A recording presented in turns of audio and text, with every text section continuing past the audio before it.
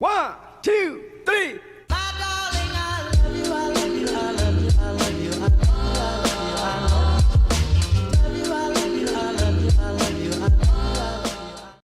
Assalamualaikum warahmatullahi wabarakatuh. Jadi di video kali ini saya akan membahas mengenai perkembangan sistem informasi sesuai dengan tugas mata kuliah pengantar sistem informasi. Namun sebelum itu, perkenalkan nama saya Siti Alia Ardani Aries dengan NIM H07211061 dari program studi Sistem Informasi kelas B. Nah, adapun daftar isi yang akan saya bahas di video kali ini, yaitu yang pertama ada definisi sistem informasi, yang kedua ada sejarah perkembangan PC atau komputer, yang ketiga ada komponen-komponen sistem informasi, dan yang keempat ada pentingnya sistem informasi bagi organisasi dan masyarakat. Langsung saja kita masuk ke materi yang pertama, yaitu apa itu sistem informasi? Sistem informasi terbagi menjadi dua kata, yaitu sistem dan informasi, di mana sistem adalah sebuah rangkaian dari berbagai unsur atau data dan informasi yang bekerja sama untuk mencapai tujuan dari sistem tersebut. Sedangkan informasi merupakan hasil dari pengolahan data menjadi bentuk yang lebih berguna bagi yang menerimanya.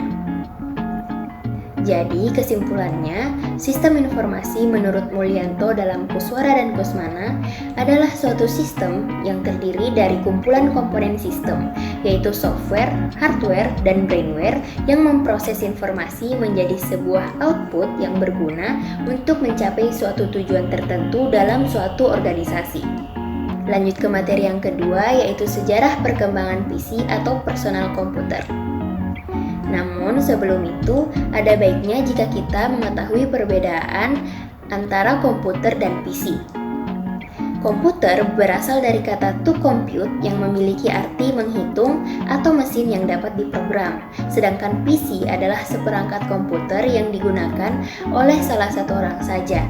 Jadi, kita dapat menyimpulkan bahwa komputer dan PC ini sebenarnya memiliki kegunaan yang sama. Namun, yang berbeda hanyalah makna dari arti katanya saja. Untuk perkembangan komputer terbagi menjadi beberapa generasi, dari generasi pertama, generasi kedua, ketiga, keempat, dan yang terakhir generasi kelima. Untuk lebih jelasnya, saya akan menjelaskan secara singkat mengenai generasi per generasi.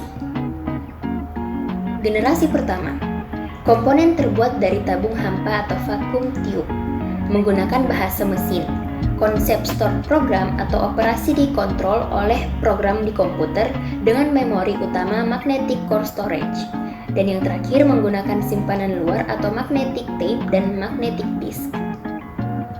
Generasi yang kedua, komponen terbuat dari transistor, menggunakan bahasa tingkat tinggi seperti Fortran, COBOL, dan algoritma.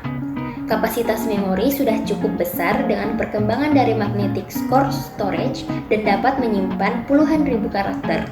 Simpanan luar magnetic tape dan magnetic disk, dan kemampuan proses real-time dan time sharing atau informasi dapat langsung diproses dan beberapa pemakai dapat bersama menggunakan komputer.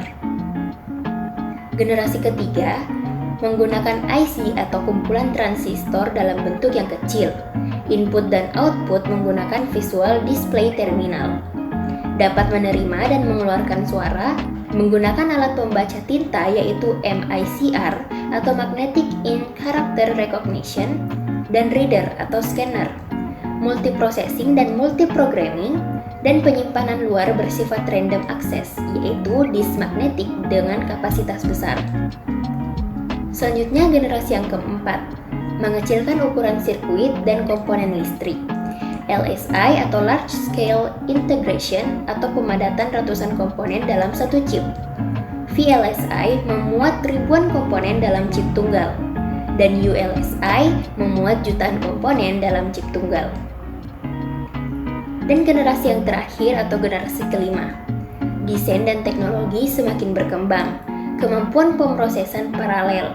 Teknologi superkonduktor memungkinkan aliran elektrik tanpa ada hambatan yang nantinya akan mempercepat kecepatan informasi, menggunakan sensor dan adanya AL untuk mempermudah IMK secara langsung.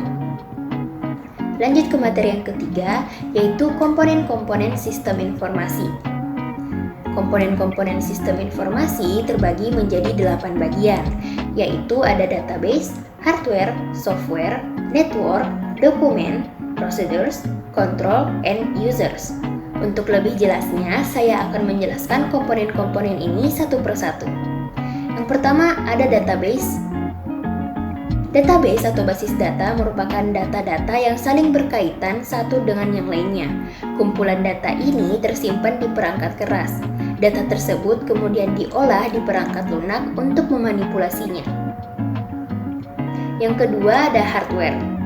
Hardware atau perangkat keras berfungsi sebagai alat penyimpan informasi. Hardware adalah tempat untuk menampung database agar memperlancar kerja sistem informasi. Yang ketiga ada software.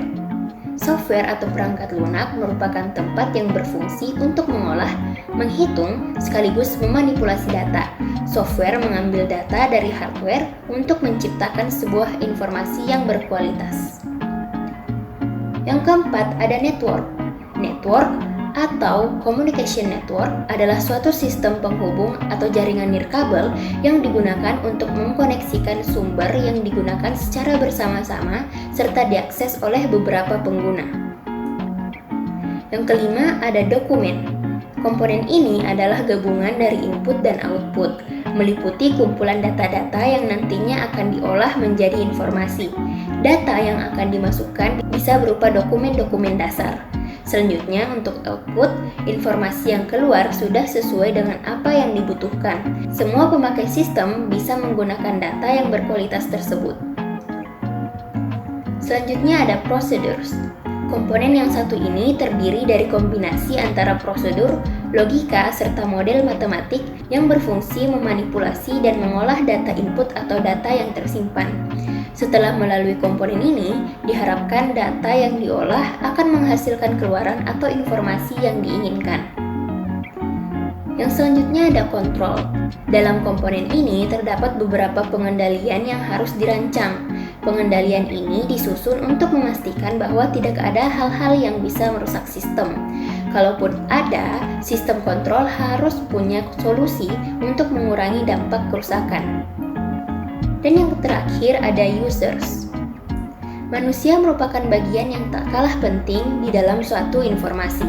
Di dalam sumber manusia sendiri terdapat pakar sistem dan pemakai sistem yang memiliki kemampuan yang berbeda. Pemakai sistem merupakan orang yang hanya menggunakan sistem informasi, seperti pelanggan, teknisi, dan lain sebagainya. Sementara untuk pakar sistem adalah seseorang yang memiliki kemampuan di dalam mengoperasikan dan mengembangkan sistem informasi. Baik, itulah tadi penjelasan saya mengenai komponen-komponen dari sistem informasi. Dan kita masuk ke materi yang terakhir, yaitu pentingnya sistem informasi. Secara garis besar, sistem informasi bermanfaat untuk menyajikan informasi yang berfungsi untuk mendukung operasi harian. Dengan menggunakan sistem informasi yang canggih, sebuah perusahaan bisa menghemat biaya operasional, mengurangi risiko kesalahan, serta meningkatkan kinerja harian. Sistem informasi yang canggih sangat diperlukan untuk meningkatkan perencanaan serta pengendalian manajemen. Baik, sekian penjelasan dari saya mengenai perkembangan sistem informasi. Kurangnya mohon dimaafkan, dan wassalamualaikum warahmatullahi wabarakatuh.